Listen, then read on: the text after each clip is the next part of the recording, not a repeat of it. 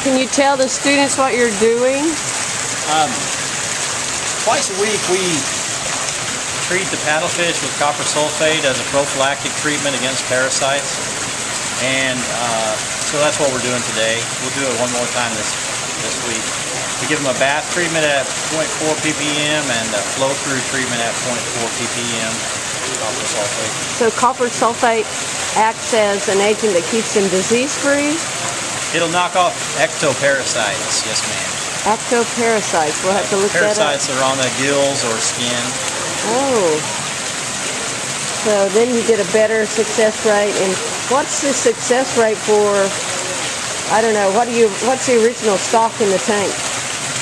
Well, it's not real good because they'll typically have like a 50% hatch rate, and then about another 50% of that for getting on feed, getting to this stage. Once they're at this stage, we'll have about single-digit mortality in each tank per day, and that's really good. They're stocked at about 2,000 per tank. So you got about 50% hatch rate, and then about 50% getting on feed, and then you're talking about a 25%. To grow out, and that would be a really good return if no diseases pop up and get you.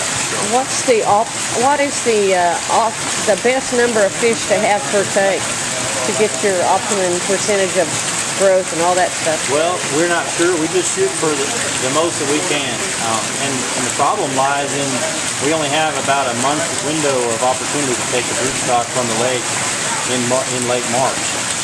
So you just take all the eggs that you can and hope for the best.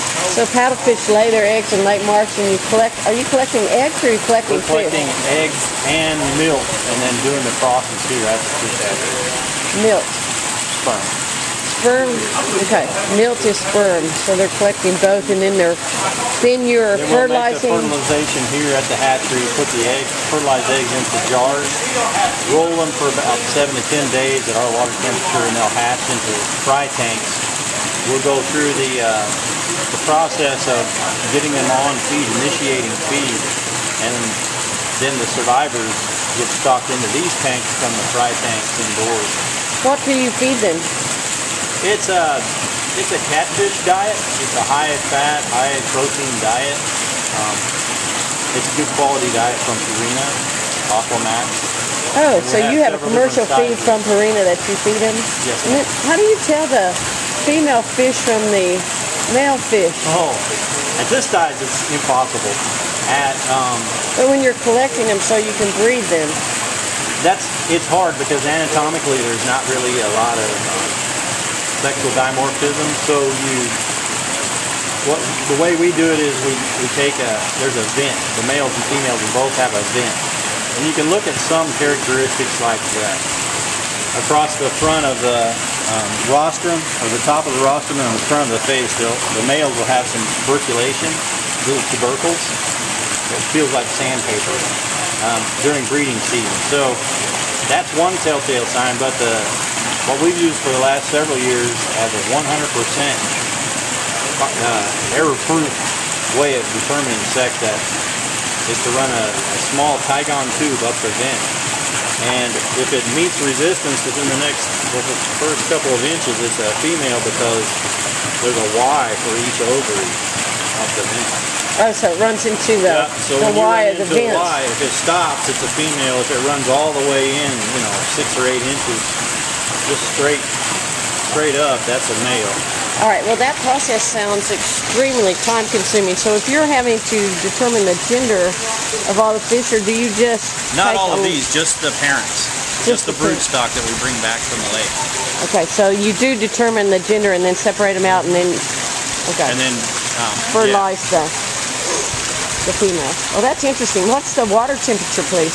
The water temperature today is about 25, 26 Celsius. Oh, that'll be a good test question for the kids to convert that Celsius. Most of the science stuff is done in Celsius. Yes, ma'am. Well, we do both, but we can convert either way. It's just with this facility at least, everybody seems to be familiar with Celsius, so we just use Celsius. And this water is coming from that spring that feeds all the lakes? Actually, one is, this water is coming from the canal, or from Pond 4, which is, it comes from the canal, and then so it's going to be a little bit warmer and a little bit cleaner water. The other one is going to be a little bit murkier. So we've had a rain event. It muddied up the spring, or muddied up the creek. It also muddied up the canal, and so this gets muddy also. Do you have to worry about airborne poisons like pesticides? We do, sort of.